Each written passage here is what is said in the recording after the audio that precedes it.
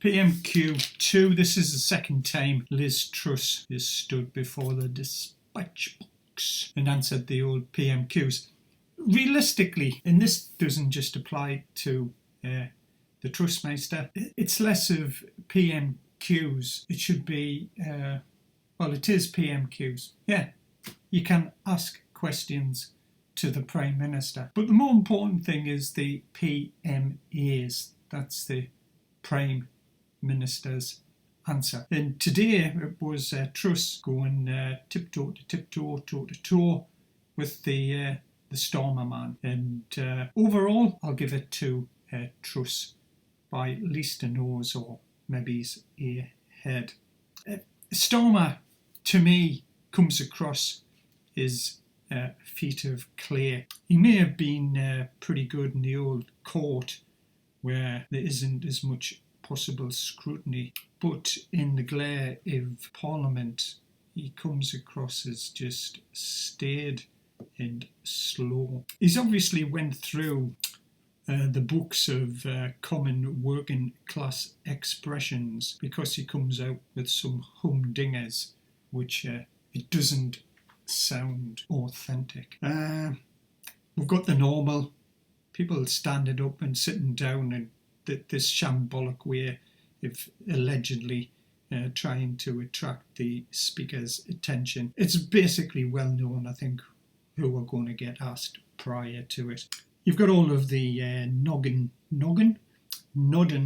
donkeys sitting behind the leader of the op, and the same people just sitting behind the Prime Minister. We started off blah blah blah, incompetence, blah blah blah. Starmer stood up and it was the putties. He's saying that it's turmoil in markets, and all the nodding donkeys behind him just nodded in agreement, mouthing words. You've got a question: is what's this all about? They're all sat there just mouthing stuff. It's like a kid's tea party. No matter what question that Starmer asked, Truss just stuffed him down his throat with their energy package, energy price guarantee, 2 years, you promised 6 months. Starmer droned on, trying to ask a few more questions. And each time he did, no matter what the question was, Truss got up, just rammed it straight back down. Energy package, energy price guarantee. Starmer was trying to get on about the cost of the mortgages going up. Truss just rammed it back. Energy package, the energy package is going to help you. And by the way, in case you hadn't noticed it, interest rates are going up around the world. Basically, everybody's trying to keep up with the American Central Bank, the Federal Reserve, and we are having to do the same thing. That's why. What you fail to do, and I think which is fair, is to point out that historically the rate that mortgages have been at has been artificially manipulated for possibly the last 10 to 12 years since the banking scam 2008. Rates of 0.1 for the Bank of England for its bank rate and stuff like that are possibly not sustainable long term. And what seems to be happening is they're moving back to more historical averages. Obviously, people have got mortgages. One of the things about the mortgages, realistically, is the house prices are way too high compared with what people's earning capacity is. Starmer harped on, kept on, repeating the same type of lacklustre, in my opinion, type of questions. Didn't tie Truss down at all verbally. Truss got up, she dragged Mr. P into the conversation and then bashed him with taxes are low and we're trying to make them lower. Starmer tried to give his working class sort of verbal. People are worried sick, and no doubt lots of people are. It's an unfortunate situation and it's possibly going to get worse. But he couldn't seem to land a blow, in my opinion, on Truss. She was just like clockwork, wound up, and she just kept hammering back the same couple of points. And at one point, Starmer said, she's not answering the question. Well, she wasn't. She was answering the question the way that she wanted to answer it, which was by giving what she considered her best points and not being too worried about some of the things that Starmer was bringing up. Starmer then said, people won't forgive and they won't forget, blah, blah, blah. And he tried to use the kamikaze or quasi-quasi budget, and just like it was maybe funny-ish like a week or 10 days ago, but it has no resonance. It doesn't, to my mind, it doesn't carry anything with it. I hopped on about national insurance, and he was on about Stormer, that is, and the super wealthy. It's the basics. He doesn't seem to be able to get a line of attack on the Prime Minister that carries any sort of weight. She seems to be able to parry him. And this is only the second PMQs, and to my mind, I ain't got no dog in the race here. I'm not for one side or the other. I'm just trying to look at it as these two people having a discourse or a question and answer session. And to my mind, he's got some heavyweight points there, but he ain't landing them. It's like when you see these boxers and they're big and they're stumbling round and they look like they've got a big punch. But when they push the punch out, the person that they're against is able to either parry it or move out of the way, and then very, very quickly move in and just jab them. Little stinging jabs, one after another. They moved on, and we had the guy from the SNP. Average families, saying that the government's trying to scapegoat the governor of the Bank of England. You go, well, either the Bank of England is independent or it's not. If it is independent, then it's fair game for the government to point out the failings of the Bank of England, and the failings of the Bank of England are quite easily exposed. They have one mandate, that's keep inflation around about 2%, within the tramlines of 3% and 1%. If it goes outside of those tramlines, then they've got to put a letter together to the Chancellor and the Treasury telling the Chancellor how the Bank of England intends to get inflation back. For the last year and a half, inflation has been on a rip. The Bank of England has not managed to contain it. A lot of the problems are now coming by acting too late and too low. Instead of last year putting in rates up, they didn't do that. They just let it it's transitory, it's temporary, it's all going to be over in a week or two or a month or two, don't worry. Most people, I think, could feel the inflation bubbling up. They could see the prices of different things rising. Anyway, the SNP guy did that one. Truss got up and just said to him, we're expecting Scotland to do its bit and get more gas out, and we're expecting Scotland would be helpful if they would allow some nuclear power stations to be built or expanded in Scotland. Apparently the SNP are anti-nuke. Truss said back, the interest rates globally, nothing to do with me, Jimmy Mack. It's a global phenomenon, and that was basically him showing the door. There's a couple of questions by the Lib Dems, and they try and come up with these, what they possibly think are like catchy little phrases. Oh, it's a botched budget, one of the Lib Dems asked. And you're going, well, maybe it was botched, maybe it wasn't. It's up to your view of the things. But I just don't think it comes across well when they try and make these little, what they, I'm sure, consider are, little word gems of botched budget. Ooh, same again. It's the same as this kamikaze budget. It just, you're trying to attach labels to it and stuff. The thing is, the budget was overshadowed by this 45% tax abolishing and giving money to people who are high earners, in essence. That didn't sit well with the majority of people in the country who don't pay the 45% tax. But what Liz Truss kept going back to and reaching into and ramming down each of the people basically that asked her a question was the energy package. Look, we're doing as much as we can. We're trying to keep the lid on the energy price guarantee. If this sanctions hadn't have been introduced by all these Western countries, then possibly there would have been more money to possibly help out people with the mortgages. How? I'm not too sure. And that wasn't mentioned in this PMQ2. There was another lady, I think it was another lady from the Lib Dems got up about Heathrow expansion. Fine, okay, yeah, whatever. The history of civilization has been more travel, has led to increase in living standards. More energy consumption has led to an increase in living standards.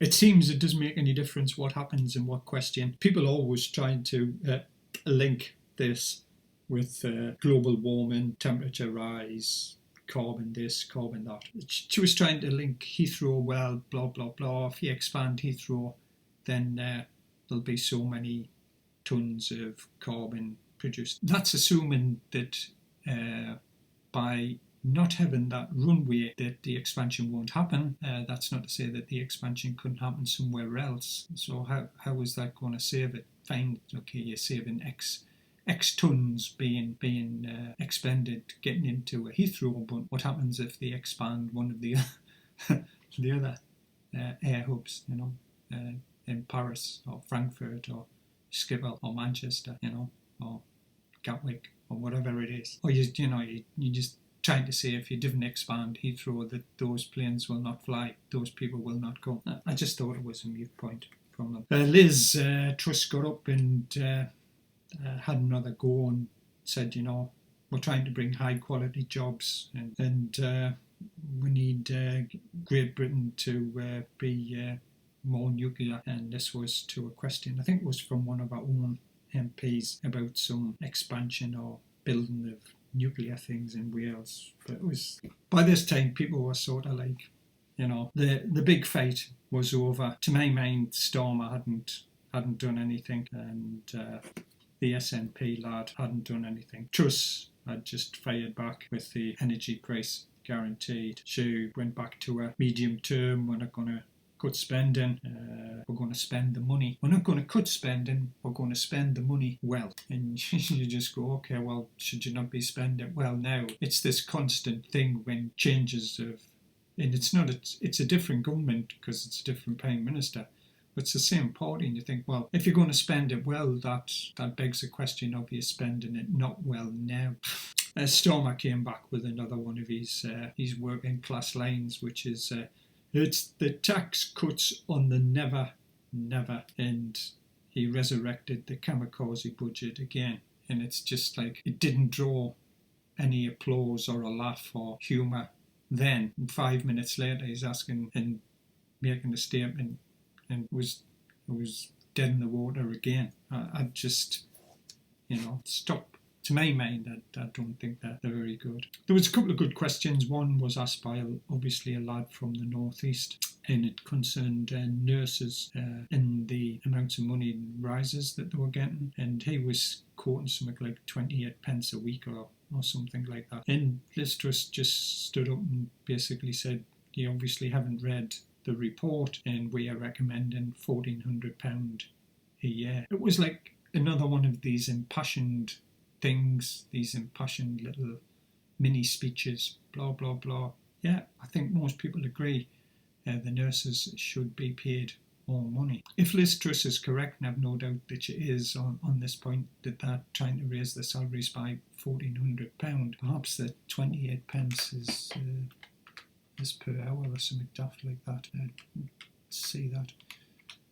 Would that be £11 a week by 50 weeks? No, 28 pence, it would be, you're looking at like nearly a 90 pence an hour rise on it. Someone else brought off, I think it was one of the Scottish people, that if the mortgage rates go up, that will have homeless people, and because they won't be able to afford their mortgages. They all seem to like wearing these little badges, and there was a multitude. Some of them had SNP badges, some of them had these Union Jack, Ukrainian flags.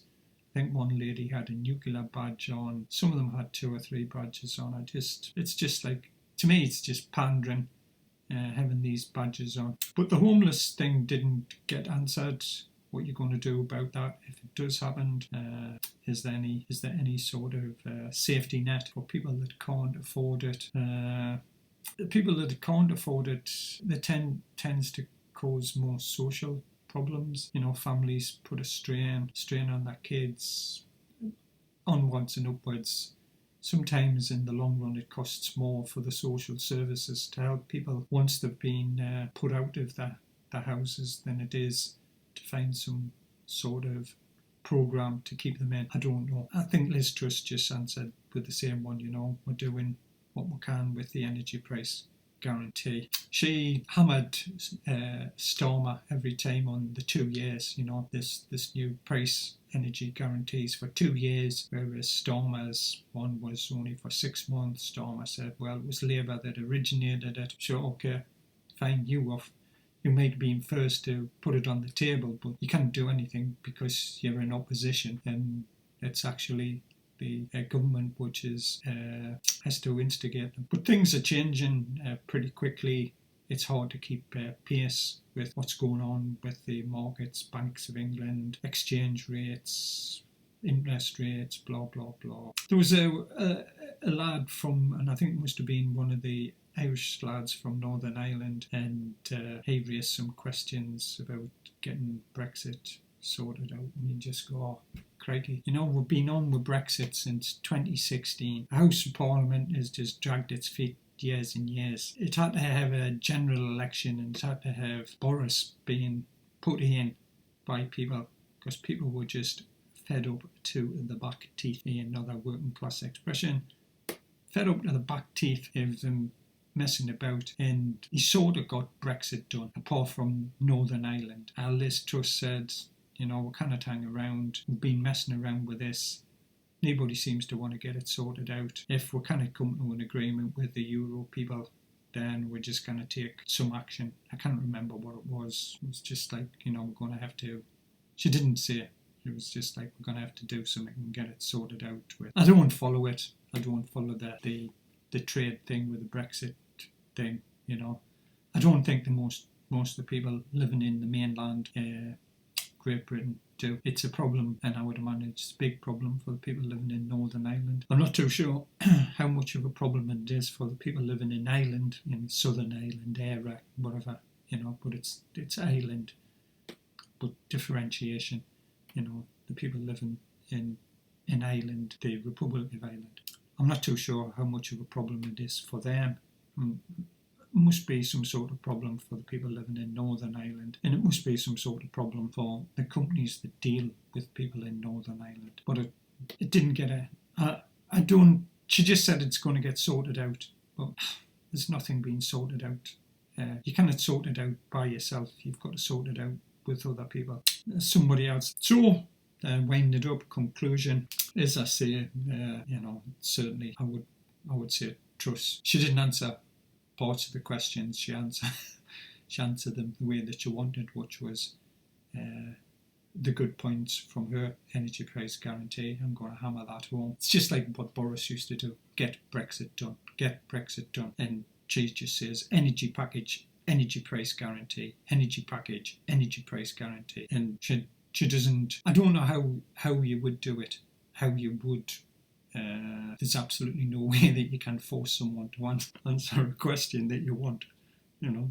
Yeah, you've got to answer yes or no. Well, that doesn't work. So Starmer is probably the next Prime Minister, unless there's something dramatic happens with the Conservative Party, and they resurrect the ghost of Ricky Tikki Sunako, and she gets the Ides of March, and we have another Prime Minister 6 to 9 months prior to the election in 24. If that happens, might give the Conservatives a chance. Starmer just comes across to me as feet of clay, wooden, no spark. Then again, people say that's what they want. They want somebody dull. Yeah, people say that till they actually get somebody who's dull. Don't know. Would it be good for the country? Don't know. I just find him, I was going to say uninspiring, but I don't feel that he's, I might be totally wrong on this. He doesn't come across as of having any ideas other than the standard Labour stuff. Higher taxes, higher taxes. This will make the country super green, and we'll have our own super green Great British Energy or whatever it is. Liz Truss mentioned something that I wasn't aware of, which is this Great British Nuclear. I'm not too sure what that is, so I cannot really comment on it. Whether that's, they're putting money into nuclear power stations, or they're going to take them over, the ones that exist, and don't know. So yeah, she's only been in the job 2 Prime Minister question times. It's been horrendous the last 2 weeks with the papers, the mainstream left-wing TV channels, people in the United States, people in Europe, everybody in their dog is slagged her off. You would imagine that this is, I'm not saying it is, you would imagine this is as bad as it can possibly get, and I still think that she beats Starmer. That's my personal opinion, and as I say, I ain't got no dog in the fight here. I'm not pro-Truss, I'm not anti-Truss, I'm not pro-Starmer, I'm not anti-Truss Starmer. I think she just danced around. She gave her talking points. She didn't answer what she didn't want to. She didn't go into any detail on stuff that she didn't want to. She got her talking points, bang, bang, bang. I personally don't think it'll have any impact on people. People have seen the headlines, and it'll take a lot of mouthwash to get the 45% out of people's sort of conscious thoughts. It'll take a long, long time for that. Politics moves on. Things change. A month ago was the energy. That was what everybody was screaming about. Now it's the mortgages, and they're going to possibly be screaming more so next month when possibly the interest rates go up again. It would be hard to see in this environment with the inflation, which is 10% plus easily in my personal experience in buying stuff in shops and stuff, with the projection that it's going to go higher, that the BOE, the Bank of England, does not raise rates again. Whether they raise them by 0.5%, 0.75%. The problem is they should have been doing this last year. They should have been doing this earlier. They should have been getting ahead of the game, ahead of the curve.